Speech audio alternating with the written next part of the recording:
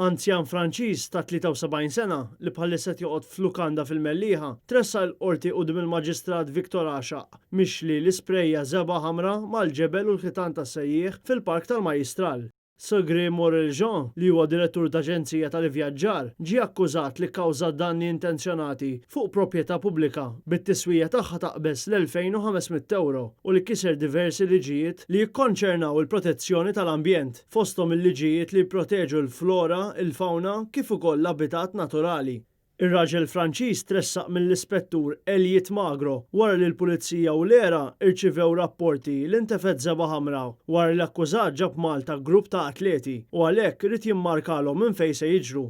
Mill-investigazzjonijiet tagħha l-Pulizija sabet bottijiet ta' sprej fil-karozza tal-Franċiż li ttieħed fil-post sabiex jekk ineħħi l-vleġeġ huwa ma jitressaqx il-qorti. Iżda Jean naqas milli jagħmel dan hekk kif titwara li beda jneħħi xi wħud mill-vleġeġ huwa beda jgħatti l-ġebel bil-ħamrija jew jobroxhom fuq. Il-pensjonant li għalih qed jidher l-avukat Joe Brinkat wieġeb mhux ħati tal-akkużi miġjuba kontrih. Bl-Ispettur Magro ma joġġezzjonax għat-talba tal-ħelsien mill-arrest. Basta jagħti garanzija personali tad-dettalji tiegħu għaliex fi kliemu il-Franċiż ħalla diżastru sħiħ u jeħtieġ spejjeż kbar biex dan jitnaddaf.